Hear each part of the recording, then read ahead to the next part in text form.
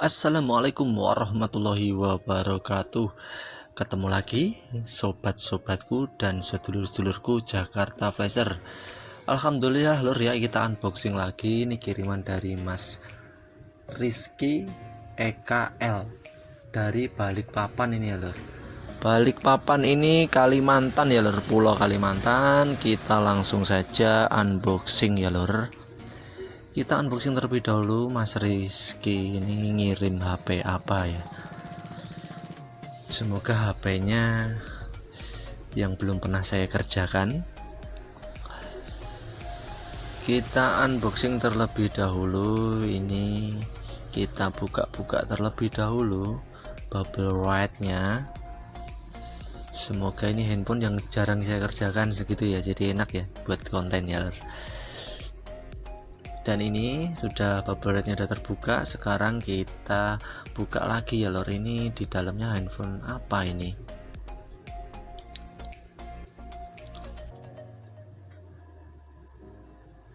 Dari mana nih bukanya nih? Sengaja saya nggak rusak kardusnya ntar buat ngirim lagi.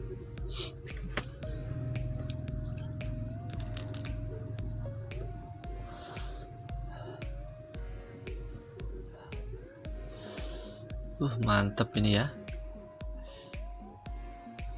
Semoga ada kertasnya. Ini dari Mas Rizky minta ganti kaca glass. Ini isi penampakan handphonenya.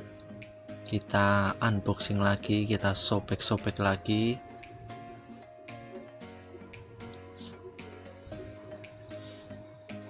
Alhamdulillah ya udah terbuka handphonenya. Ini adalah Mi 8 ini ya lor, Mi 8. Wah, ini harus hati-hati pengerjaannya karena ini Mi 8 ini LCD-nya sudah AMOLED. Jadi kita ngerjakannya harus hati-hati. Dan ini ada dua kiriman dari Mas Rizky. Yang satu kaca glassnya saya suruh beli sendiri, dan saya di sini jasa pasangnya ya. Disediain dua kaca glass. Mungkin takut satunya pecah, jadi dia dibeliin saya dua, tapi nggak apa-apa lah ya, satu buat saya. Gratisan ya lor. Ya, ini langsung saja kita akan lanjut ke proses pengerjaannya karena ini LCD-nya memakai LCD AMOLED. Jadi akan kita ganti outer Gorilla Glass depannya yang pecah ini. Dan ini kita tes terlebih dahulu, terus tentunya ini masih lancar. Semoga ini bisa saya kerjakan dengan maksimal biar Mas Riki-nya senang yang ada di Balikpapan, Kalimantan. Jolali subscribe guys yo, Jolali gratis. Ya, kita langsung saja lur, kita bongkar-bongkar. Ini udah kita bongkar tutup belakangnya untuk mempercepat video saya. Ini untuk step berikutnya kita udah buka tutup host casing belakangnya, terus kita cabut baterainya ya loh. Kita cabut baterainya, kita panaskan dulu seperti biasa di alat separator. Terus kita congkel-congkel seperti ini, tapi mencongkelnya pakai besi yang tumpul, jangan yang tajam, ntar baterainya meledak.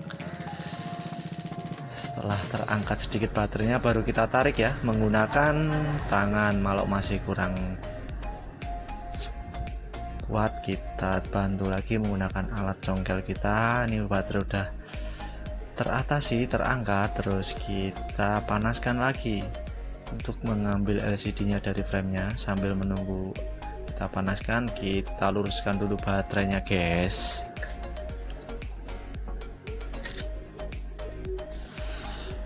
Ini udah kita luruskan, terus kita berlanjut lagi ke LCD nya yang tadi. Nih, di bagian pojok bawah ini ada retakan cukup parah, kita bersihkan dulu ya menggunakan karter biar retak-retakan kecilnya hilang, biar prosesnya lebih mudah ya lor. Biasanya lewat bolongan-bolongan retakan kecil di pojokan itu ada lubang, kita bisa memasukkan mika seperti saya ini ya. Habis kita panaskan, kita masukkan mika kita. Jadi nggak usah repot ya lor. Sebenarnya kalau HP pecahnya parah lebih mudah kita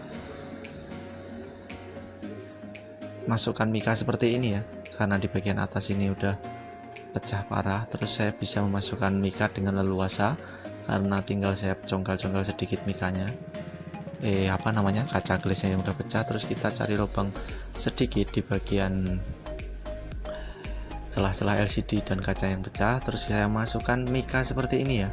Ini mika bekas LCD baru ya. Mika, kalau kita belanja LCD baru biasanya dapat mika-mika tipis di belakangnya, ada warna merah ataupun biru. Ini bisa kita gunakan untuk memisahkan LCD-nya dengan frame-nya seperti saya ini. Dan pelan-pelan saja, ini karena yang dipakai di Mi 8 ini adalah Super AMOLED. Di Xiaomi Mi 8 ini harganya cukup lumayan ya, cukup bombastis. Jadi kita juga harus memisahkannya perlahan-lahan ya, lur. Pelan-pelan saja, yang penting LCD-nya terselamatkan. Yang penting selamat. Tinggal paling bawah, tinggal gampang ya. Kalau di paling bawah itu karena bawah tidak ada pecah, tinggal saya panaskan sedikit menggunakan blower. Terus saya tarik seperti ini perlahan. Terus tinggal sedikit lem di bagian bawah, terus saya tarik ya. Dan alhamdulillah LCD-nya setelah terlepas. Tapi jangan senang dulu ya lor. Kita harus mengetesnya. Kita tes lebih dahulu apakah ini LCD setelah kita pisahkan masih normal, gambar dan layar sentuhnya masih normal seperti sedia kala. Mantap ya, udah keluar logo Mi-nya. Alhamdulillah cahayanya keluar normal dan putih bersih tanpa ada flek. Alhamdulillah. Sekarang kita tes dulu sentuhnya apakah lancar, dan alhamdulillah sentuhnya lancar ya. Ini coba akan saya terangkan dulu sebentar. Sentuhnya masih lancar, oke. Dan kita akan lanjut pemisahannya ya lur. Kita akan memisahkan kaca outer glassnya ini dari LCD AMOLED nya, karena di bagian atas ada ini suhunya 80 ya. Ini kawatnya yang saya pakai ukuran 0,06 mili. Karena di bagian bawah tidak remuk, saya memulainya dari bagian bawah ya, dari bagian bawah terlebih dahulu. Karena di bagian yang di dekat poni itu banyak retakannya, jadi saya memilih dari bagian yang tidak ada retakannya. Biasanya seperti itu yang biasa saya lakukan. Bila mana di bagian bawah retaknya parah, saya mulai dari atas poninya. Kalau di atas poninya retakannya parah, saya mulai dari bagian fleksibel LCD-nya yang saya akan mulai memisahkan kacanya dengan LCD-nya ya, seperti yang dulur-dulur lihat ini ya. Jadi pelan-pelan aja, yang penting sukses. Jadi untuk penarikan kawatnya pelan-pelan, tarik ke kanan pelan. Nah ini putus ya, putus sekali, emang sering putus ya karena yang saya pakai kawatnya tipis. Ini baru putus satu kali, kita ulangin lagi. Wajar ya kalau kita menggunakan kawat yang tipis itu sering putus, wajar kalau kita nariknya terlalu kencang. Jadi nariknya juga perlahan aja. Nariknya harus pakai irama slow, pelan-pelan. Yang penting sukses. Dan alhamdulillah terlepas lor. Tinggal kita ulangin sekali lagi seperti ini. Alhamdulillah ya sudah tercabut. Mantap. Tinggal kita bersihkan ini sisa lemokanya itu di atas LCD-nya. Kita bersihkan di sini saja, di meja kerja saya, sambil saya menggunakan kain ya, karena tangan saya udah hancur. Saya membersihkannya menggunakan kain. Saya lap-lap seperti ini, pelan-pelan aja, jangan tertekan, jangan terlalu kenceng penekanannya. Kalau udah kering kita panaskan lagi di disperator, baru kita bersihkan lagi seperti ini ya, seterusnya ya, sampai benar-benar hilang semua lem oka keringnya bekas ini. Dan akhirnya tinggal sedikit lagi ya lor. Dan alhamdulillah selesai. Untuk langkah berikutnya tinggal kita usapkan menggunakan kain halus, terus kita kasih thinner untuk membersihkan sisa-sisa noda lem okanya. Ya seperti ini. Terus kita bersihkan terus sampai kinclong, dan alhamdulillah udah kinclong ya ini. Terus kita pasangkan di frame-nya untuk mencetaknya, kita presisikan, terus kita siapkan kaca glass-nya Gorilla Glass yang barunya. Terus ini saya pakai ukuran yang 6,5 in. Ini seperti ini ya contohnya ya, saya kasih spidol ini mau saya potong, dan ini udah saya tandain. Kita potong menggunakan cutter, dan ini hasil potongannya ya lur. Saya percepat karena pemotongannya saya di keramik, di atas keramik. Dan sekarang saatnya kita menyatukan lem OK-nya yang udah kita potong tadi ke kaca glassnya. Bisa juga ke LCD-nya, bisa juga ke kaca glassnya.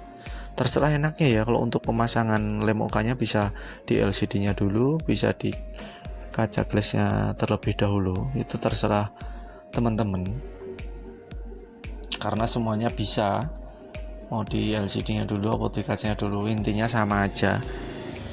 Karena ini saya udah kebiasaan aja ya masangnya di kacanya terlebih dahulu. Terus sebelum kita satukan, biasa kita lap terlebih dahulu.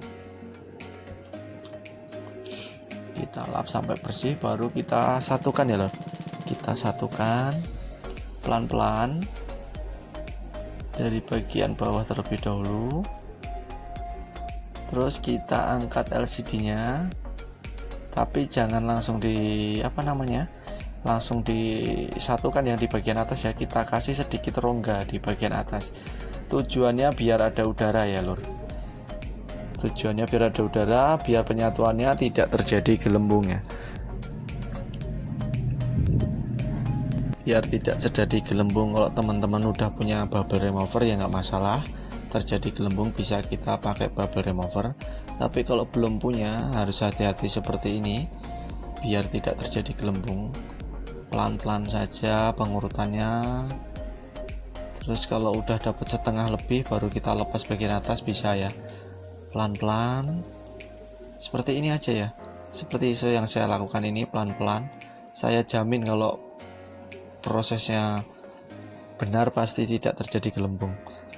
Tadi di bagian atas saya panaskan ya, karena udah agak keras lemnya, biar penyatuannya tidak terjadi gelembung.